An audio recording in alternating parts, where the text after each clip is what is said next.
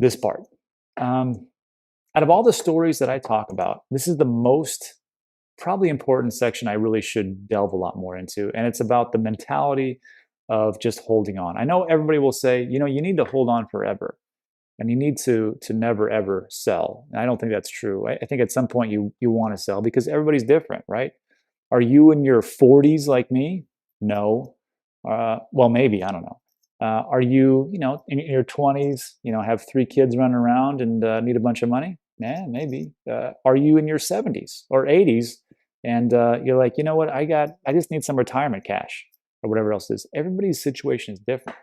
So when it talks about you got to hold on for dear life, I don't think that's really true. You do want to, for me, I want to be an investor. Some people want to be a trader. Some people want to be Gordon Gekko and just, you know, run everything. I really don't want to do that. But to get the mentality is this. In the very beginning, this is how it feels like. You know, it feels like, you know, people like, oh, it's so easy to hold, right?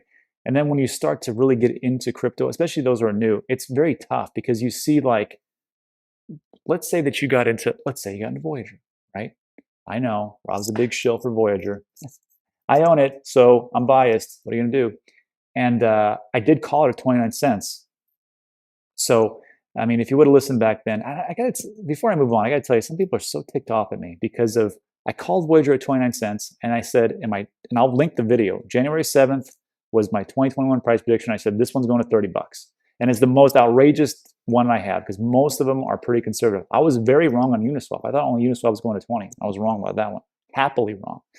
So people are, I said 29 cents is Voyager. It's going to go to 30.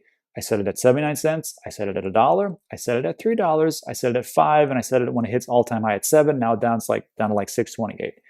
But I don't know why people are so mad. I mean, if you just would have listened and just done your own research, maybe you would have been a good buy. I don't know. I'm not a financial advisor. I'm just saying I think it's going to 30. In my mind, that's where I see it. So when you get into investing and you see like Voyager go from 29 cents, then all of a sudden, you know, it 10x's and it's like at $3. You're like, holy smokes, I just made a bunch of money on this. It's crazy. It's tough to hold on because without really seeing the future, you're like, I don't know if this is really going to make it. And then when it goes up to like 15x, 20x, or at some point it's going to go 30x, you're like, shoot, I should really start to sell. And that could be true. But how do you know to get from 10x to 15x to 30x, or maybe even 100x for some of you, or maybe even 1,000x for some of you? And it just really comes down to having set your goals and just kind of setting it and forgetting it like a Ronco food dehydrator. You just kind of put it in there and just go, okay, this is what it is. I have my points and I'm going to get out. Or maybe for you, it's I'm never getting out until I'm like 50 and I'll just wait for, I don't care about this bull run in 2021. If the 4-year cycles are correct, you know, we've been falling pretty close for the last 12 years. I'm going to go for the next bull run or the next bull run after that because of these 4-year cycles. So when you're looking at holding, in the beginning, it's very tough, but just like exercise, getting into shape, eating the right foods, starting a new job, I guess, you know, you kind of get into the swing of things. It's just hard when you are forming habits. But if you listen to studies, it takes between 2 and 4 weeks to develop habits if you maintain and sustain. So this is what it is in the very beginning. But as time goes on, really it's here. People think it's so easy. Then people realize it's hard. But as you do it, again, it's just like going to the gym every day. It's just something you do. And then it just becomes second nature. And then this is just in your mind, like it's in the back of my mind. So these are the things you have to watch out for. And this is the investor's mentality. The trader's mentality is something different. I don't have that. I mean, I trade very little, but this is how I see it. So if you're ever confused or like, I don't know if I can do it, you can do it. You know, if you want to be an investor, I'm not telling you what to invest in, but the mentality itself I can talk to.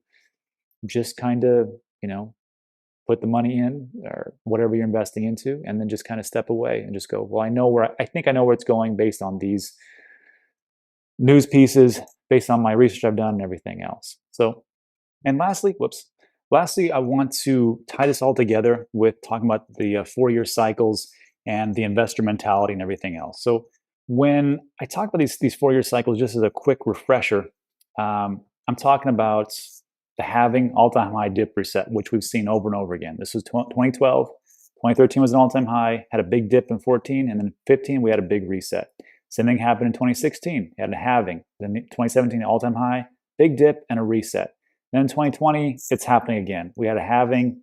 We're hitting all-time highs. We're going to hit, I think, 150K for Bitcoin. And then a dip and then a reset. And the next bull run will start in 2024. 2025 should be another all-time high. So when we do these types of things, and when I talked about these articles and what to watch out for as far as what's going to happen with like all these institutions, just know that these things are going to come pretty fast and heavy, hard and heavy. But you have to understand that people are going to have weak hands. Not you, you've been here for a while, but the new ones that FOMO in, which usually they FOMO in right around when everything goes parabolic.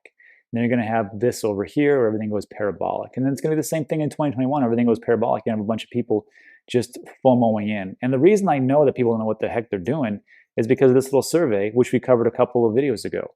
More than 1 in 3 crypto investors know little or nothing about it. Survey. These are the ones that are already here, right? I mean, like I said, not you. You probably know exactly what it is and what it's all about and how it's going to change everything.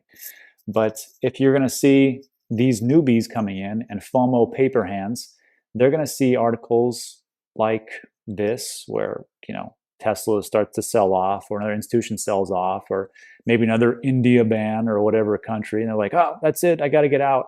And they're going to pretty much crash the market. And you're just going to see a bunch of people just get out. I know people will say, but Rob, you don't understand. These institutions are here. They're never going to leave. Sure. Sure. Michael Saylor can get away with this because he runs the board, right? But Elon Musk can't. And a lot of these corporations that are going to get in, they are beholden to their stockholders. So they will be the ones that are like, you know what, we're going to sell a little bit. And once they start selling, everybody else starts selling. I think we're still going to see these 4-year cycles just repeat and repeat and repeat because people don't get it. And until people really understand what crypto and digital assets are, it just won't make sense to them. And that's why I made this website up here, danteachescrypto.com. It's 100% free. They can learn everything about crypto that they ever wanted to, except for NFTs. I haven't gotten there yet, but I mean the basic stuff. So if you haven't checked it out, go ahead and check it out. All I need is it's just your first name and email, nothing else. I don't even spam you. And then tell 2 people so they can understand and they can have stronger hands in the long run. All right, so that's it for today. So if you made it all the way in, hey, thanks, I appreciate it. If you liked the video and you found value, give it a thumbs up. That always helps tremendously. Also consider subscribing. Other things we talk about are time sensitive. And that is it for today. So if you like those, I'll put up 2 more on left and right, let YouTube do its magic. And that is it for today. So thanks so much. I appreciate it. And I'll see you in the next one.